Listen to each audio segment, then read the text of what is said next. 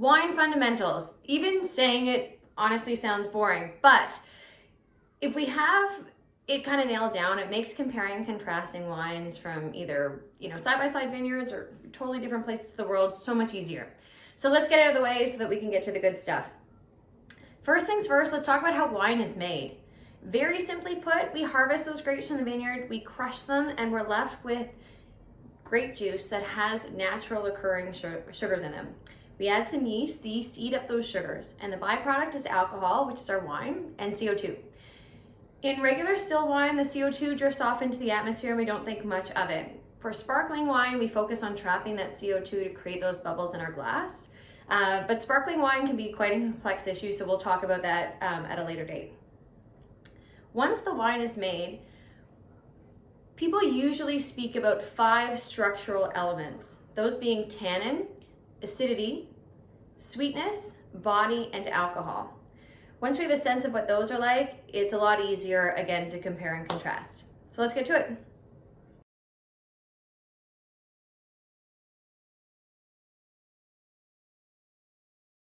Tannin, not so much a taste, but more this bitter, mouth-drying, almost astringent sensation.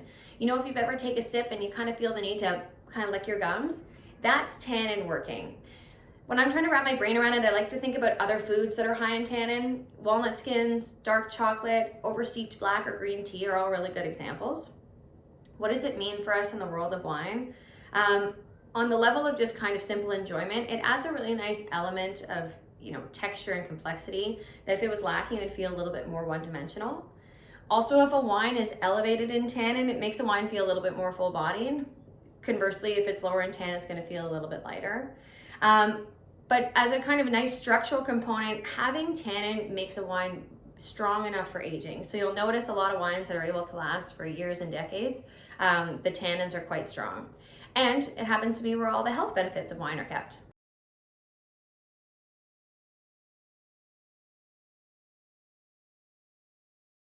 Acidity, it's almost a nice contrast to tannin. So when you take a sip and it's bright and it's fresh and it's mouth-watering, that's acidity. If you want to relate it to food, picture biting into a green apple or taking a squeeze of lemon. Acidity is really good for us in terms of just basic enjoyment because it causes our mouth to salivate. And when our bodies do that, it really preps our taste buds for the next bite. So whether that be food or another sip of wine, it really enhances the overall enjoyment of your taste. It also acts as a natural preservative, so it staves off on any unwanted yeast or bacteria, really keeping the wine preserved in order to get to us just in basic consumption, but also comes in extremely handy when we're thinking about aging wine again. When a wine is elevated in acid, it's going to feel a lot more fresh, a lot more light-bodied, and more dry. When it's diminished in acidity, the wine might be perceived as a little bit more sweet and a little bit more full body. Acidity, pretty simple stuff.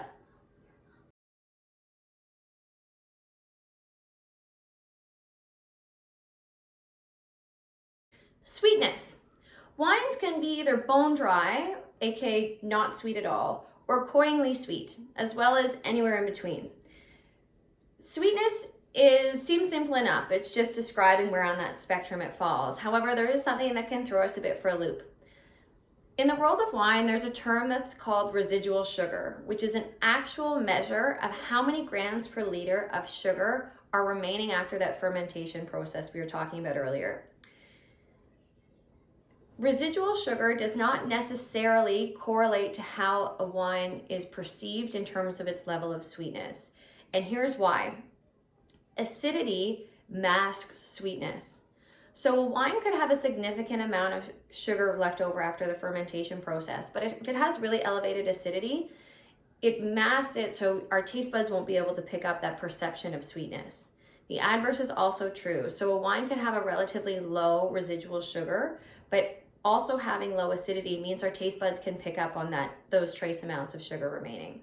So it's important to identify what residual sugar means when we look at, it being on a label of grams per sugar remaining.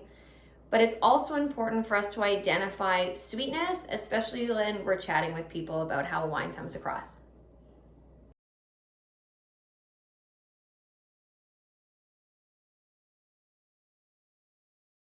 When we're talking body, we're trying to communicate to others the overall kind of mouthfeel or weight to a wine. So picture trying to describe to somebody the difference between skim and whole milk. Both are milk, but come across very differently. Wine is the same. There are some things that contribute to a wine feeling more full-bodied. Those would be elevated tannin, elevated alcohol, the use of oak or oxidation. Sweetness would also make a wine feel more full-bodied. A couple of elements that make a wine feel lighter in body would be acidity. So the higher the acidity, the more light in body a wine's going to come across. And same goes for CO2. If you look at a bottle of wine as a whole, it's primarily water. The second largest ingredient is alcohol, and alcohol is more viscous than water. So generally speaking, when you see a bottle of wine that is elevated in alcohol, it's going to come across as more full-bodied. They tend to be quite correlated with one another.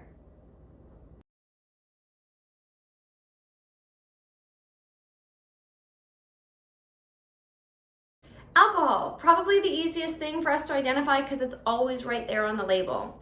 It is quite simply the measure of how much alcohol is in our final product after that fermentation process is over.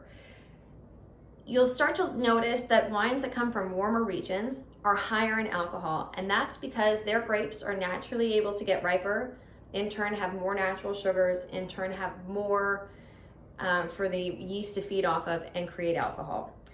Something else you'll notice, if you start looking back from a wine that was produced recently and keep going back a couple of years, 5, 10, 15, 20 years, you'll see that these alcohol levels have been starting to creep up, whether they be from a warm or cool climate.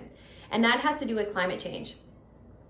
This is very good for some regions that used to struggle to get their grapes ripe, but it's also very bad for some other regions that used to be in the sweet spot. So something to keep an eye out for and be mindful of down the road when we're picking wines.